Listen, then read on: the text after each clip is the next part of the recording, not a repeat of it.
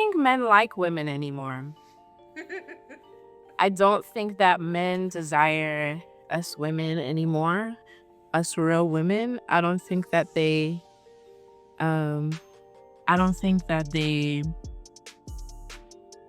value us like they used to. Okay, so my initial thought is which men are you referring to? Which men are you listening to? Which men do you want? All of that matters. Last I checked, the report showed that men actually had more of a desire to get married than women. So context matters. Now, yes, you do have like MGTOWs, you do have men going their way, you do have red pillars, different black pillars, people out there who just want nothing to do with women or kind of over with it, feel like they've been taken advantage of, abused. Right. So we understand that exists. But to just say that men collectively just don't want women anymore, I think that's just not true at all. And then also we have to be honest about both sides. Like, we don't live in an environment where women are just open and loving and respect masculinity. These niggas are narcissists! Run! Run for your life! They're trying to take your life! It's you! They're vampires! They're fucking vampires! Run! Oh my god, the devil's in your house! Run! And respect masculine roles and respect masculine leadership. But then all of a sudden men just upped one day and rejected them for just randomly no reason. It's like, we have to be honest about what's been going on in the last few decades, particularly in the West, and a Western culture where feminism has literally dominated, and recognize that there's been impacts of that. You know, the traditional contract, if you will, has been completely dismantled. And now there's been such a push to try to blur the genders or try to ultimately dismantle what comes with that. Quickly, without being transphobic, what is a man? Please explain to me a specific thing that makes a man a man. Some of y'all are really going to think about it critically and be like, oh my God, I don't know. And some of y'all are going to think, well, biology and XY chromosomes. If that's what you're thinking, just keep scrolling. Okay, this video is only for the people who get it. And if I don't have a concrete definition for a man and I don't have a concrete definition for a woman, what is gender, right? If what is gender, what is sexuality? Because sexuality is based on genders. What the fuck? Like, listen, Linda, listen. Not to mention there's been countless movements that have told men, hey, go the other way, like, bye, we don't need you, or don't approach us. This video is so funny because men are always like, I'm just done approaching women. Thank you. If I want you, I'll approach you. Or do approaches. The men here, they just don't they don't approach you, or like they'll find you attractive and just kind of like do nothing. And I was like, yeah, welcome to Toronto, sis. But if you approach us this way. It's how you approach, though. It's not always just about the approach. I think it's how you approach. Sometimes it comes off a little. I think it's how attracted you are to the person when they approach you. But if you talk to us, it needs to be in this context. And it's harassment if I don't like him, but it's chivalry if I do like him. And like, there's just so many different mixed messages. So again, it's not quite fair to say that men are just walking away for no random reason. They just don't like women. It's like, no, that's not really true. Well, let's continue. Men aren't really putting out effort. They're not putting out any type of effort like they used to. Well, a lot of them have said the juice ain't worth the squeeze. I mean, I've literally had men say that verbatim in my comment section. Women who told me, they're like, it's just not worth, the juice ain't worth the squeeze. The amount of effort that it requires to actually connect with these women no longer even, it's not worth it. Because we do all this extra effort. You want us to do all these different things. And then half of y'all just want a dinner date. Half of y'all just want your food paid for because you can't afford your own food. It's come to my attention that the real skill that everyone needs is something that I'm very talented in. And I've spent over 20 years honing this skill. And that's asking for money. My credentials are, I've never had a job and I'm 26 years old. Here's how I do it. Option 1, may I have some money? Option 2, I need some money. Option 3, I want insert item with a link. Option 4, that's my personal favorite. Always gets the point across and usually gets cash in hand in that moment. Now, I'm certainly not telling you to rely on men for money, but they need to be giving you some, okay? And so you're looking for someone else to pay for them. So like, that's not really appealing. Taking a girl on a date becomes an issue. You know, spending money on a woman is an issue. You should have your own money as a woman. That's actually literally what feminism fought for. Feminism literally fought for women to have the ability to have money and agency outside of the need of a man. So that's also, like I said, where there's some of these things are just really confusing because there's so many mixed messages. It's like, We want the freedom. We want the agency. We want to be boss babes. We want to be able to take care of our own self. We want to not need a man. But crap, like, we're the men. It is like, well, what do you want? Do you want the men there? Do you want the men to be men? Or do you want to be independent and a boss babe and to not really rely on them and then only have men if they're on your own terms? Guys, it can't just be me, who loves them females that literally have a boyfriend, but the boyfriend's like a background character of her life. Like, she still has an identity outside of her boyfriend. Like, her whole world doesn't revolve around her boyfriend. She barely posts her boyfriend. She still goes out with her friends. She still has hobbies. She still has a job. She still has things to do. She still takes care of herself. Like, which is it? I've always heard, shout out to Mr. Z, that a lot of ladies want feminism, the patriarchal specifications. That is to say, they want patriarchy under their own terms. They want a patriarchy that benefits them. They want the benefits of patriarchy, protection, provision, providing for you, safety, basically chivalry, of course, right? They want all the things associated with it, the financial burdens, the financial responsibilities, while being able to go out and still be modern women and have their own money, have their own agency, not need to have accountability to a man, not really needing reliance upon a man, having total and complete agency, but then going home and having a man still be able to provide the protection that they want without having to submit to him. She makes it known that she's that girl and he's just there existing, and he basically like worships her presence. Like, there's nothing more I love than that. You go, girl. Like, that's what some women really want, and that's just, it doesn't really work like that. That's kind of confusing. Going out to do something fun is an issue. Why don't you just come over to the house and we could do something in the house? I don't know. Maybe it's because I'm from New York, but I see women all over the globe complain about what's happening with men nowadays. Is it women that's not making themselves desirable anymore? So some of the stuff is curated, that everyone's algorithm is connected to them, and it's going to be connected to personalized based upon their experience. So for example, if you go on TikTok and all you want to see is baby content, you're probably going to see a ton of baby content showing up to you. So you might think, oh wow, everybody in the world's having babies. And so she probably is an algorithm. There's a lot of disgruntled women, a lot of unhappy women who don't know what the hell's going on. There is that. Now, we rarely, if ever, hear from the women who are doing well, or the married women because they're just busy being married or busy raising their families or whatever. They do exist. Now, it's becoming more and more of the minority in America. And then honestly, the minority voice. I think also the problem is the most disgruntled, the most unhappy tend to be the loudest or tend to get the most virality. And so those who are doing well, they're winning or have actually good, legitimate values to promote are rarely heard. Even if I look at my own algorithm and the stories I do about love and Black love and marriage and healthy and God and all that stuff and how to be happy and successful and how to build and how to, healthy conflict management, all those things, it's like views are like, I'm trying to like force people to watch my content, but then let it be some dramatic or 12-year-old son, like just some ratchet, then it's going to be some clicks and views. So I understand some of this is fabricated, some of this is just the algorithm, some of it is just human nature, and the fact that human nature tend to be drawn to things that are more negative and then overlook the positivity, particularly if they themselves are going through a hard time. Okay. Because there are beautiful women out here, beautiful women, ambitious women, caring women, nurturing women who are outside looking for love, and men that just can't keep up with that. Like, they're not communicating with them. They're not willing to hang out and do fun things.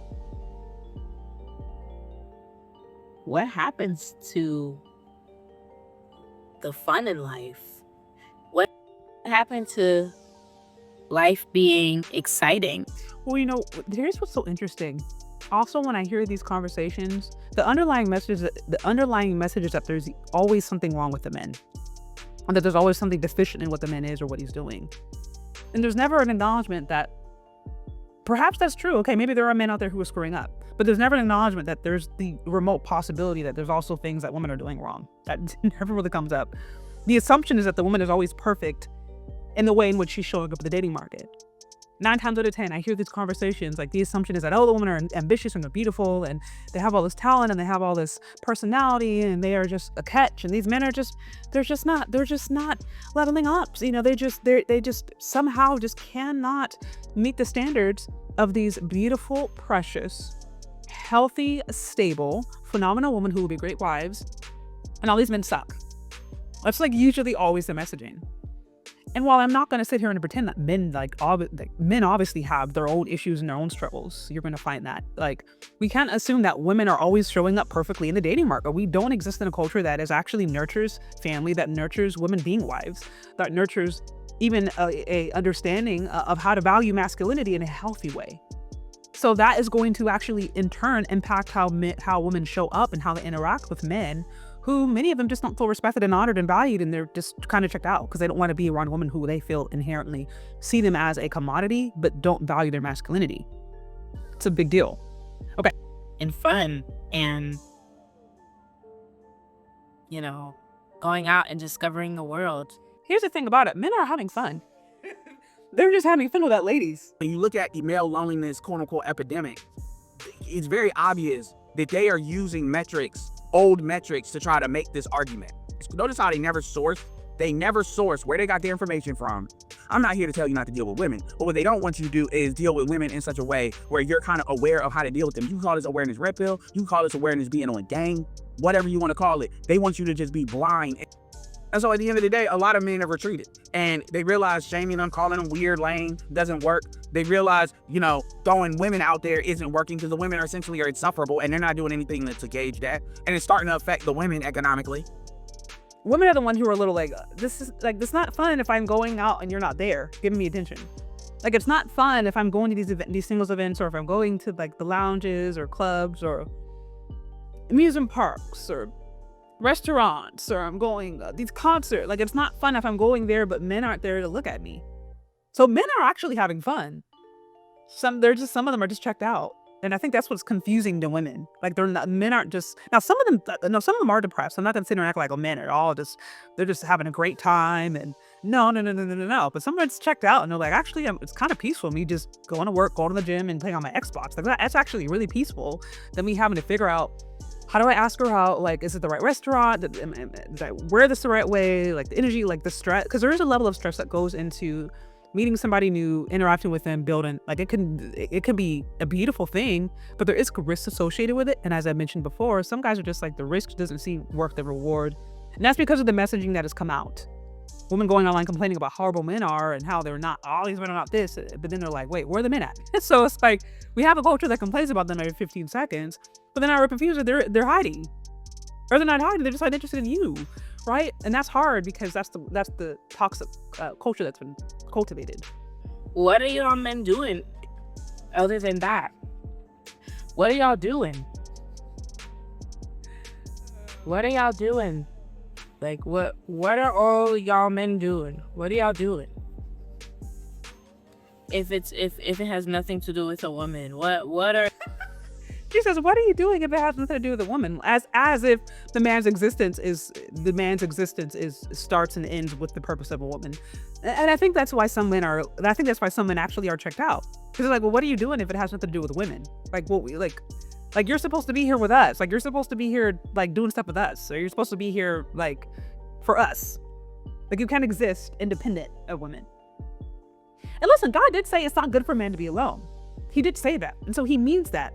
But he doesn't mean it within the context that is oftentimes promoted.